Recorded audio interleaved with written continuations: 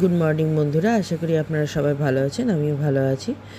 তো আজকে রবিবার দিন সকালের কথা বলছি। সকালবেলায় উঠে ব্রাশ ট্রাশ করে একটু চা খেয়ে নিলাম। চা খাওয়ার পরে মা বলল, তো আজকে তো রাতে নেমন্তন্ন আছে, মানে ওই পৈতে বাড়িটাতে রিসেপশন ছিল আর কি রবিবার দিন। তো নেমন্তন্ন আছে, তো দুপুরে আর কিছু সেরকম করবো না, এক তরকারি করে দিয়ে একটু করলা ভাজা করে দেবো, তাহলেই হয়ে যাবে। তো মা বললো তাহলে ডিমের ঝোল করে দিই, তুই তাহলে করে দে একটু। সেই ডিমের ঝোলটা তৈরি করছিলাম। তো আলু আর ডিমটা মা আগে সেদ্ধ করে রেখেছিল, আর আমি মশলাটা কষিয়ে, পেঁয়াজও কাটা ছিল আর আদাও বাটা ছিল, আমি শুধু রসুনটা থেতো করে নিলাম। নিয়ে মশলাটা কষিয়ে ওই ডিমের কষা মতো করে নিচ্ছিলাম আর কি। তো এই দিয়ে হয়ে যাবে। তো গোটা দুপুর তো মেয়েটা খুব প্রচণ্ড অত্যাচার করলো, মানে শুলোই না এদিক ওদিক। আর এখানে এলেই, আসানসোলে এলেই তো মেয়েটার সমস্ত রকমের অত্যাচার শুরু হয়ে যায়।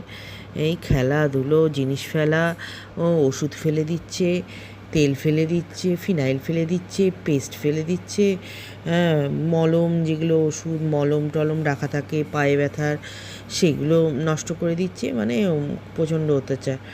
তো গোটা দুপুর বসে বসে এদিক ওদিক করলো।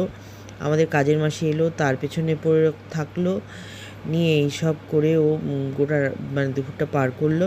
নিয়ে সন্ধেবেলায় যাই হোক আমরা রেডি হয়ে গেলাম রিসেপশনে। 8:30 নাগাদ গেলাম, খুব তাড়াতাড়ি যাইনি। তো অনেক বুফে ছিল, বুফে করা হয়েছিল, আর ছিল স্টল বসানো ছিল অনেক, চায়ের, আইসক্রিমের স্টল, তারপরে ওই কী যেন চায়ের কফি স্টল, আর ফুচকা স্টল। আমি তার মধ্যে বেছে বেছে খেয়েছি অবশ্য। আর চিকেন পকোড়া না, ওটা কী ছিল যেন, চিকেন কাবাব টাইপের ছিল, চিকেন কাবাবের স্টল। আর আমি চিকেন কাবাব আর আইসক্রিমটা খেয়েছিলাম। ওগুলো সেরম ভিডিও করা, মানে করেছি, সেরমভাবে করিনি ভিডিও। তো বলে দিচ্ছি সেটা আর কি আগে। আর তবে সাজানো একদম জবরদস্ত ছিল, খোলামেলা পরিবেশ ছিল। কিন্তু আমার প্রবলেম হচ্ছে, আমার বুফে সিস্টেমে একটু অসুবিধা হয় খাওয়া দাওয়া করতে, ওই জন্য আমি সেরকম এনজয় করতে পারিনি। আমার মা আর বাবা ছিল বয়স্ক, তো ওরা তো ওই বুফে সিস্টেমে নিয়ে খেতে পারবে না, মানে বুফে সিস্টেমে খেতে হলে হয়তো না খেয়েই চলে যাবে রাতে। তো আমি দাঁড়িয়ে গান শুনবো কি, তো ওই খাবার আমি মেয়েকে খাওয়াচ্ছিলাম, কখনো মায়ের খাবার এনে দিলাম, কখনো বাবার খাবার এনে দিলাম, এই করতেই আমার মানে অর্ধেক টাইম পেরিয়ে গেল। তারপরে কিছুক্ষণ সময় আমি আর কি ওই গান শুনছিলাম আর কি, সারেগামাপা থেকে আর কি এসছিলো গান গাইতে। সারেগামাপা বললো 15-এ ছিল ওরা, নামটা আমার ঠিক মনে পড়ছে না, 15-এ ছিল, তো ওরা গান করছিল। তো গানটা দিলে তো নিশ্চয়ই কপিরাইট চলে আসবে, ওই জন্য আমি দিইনি। কিন্তু যাই হোক, আমরা সবাই ওখানে খুব এনজয় করলাম।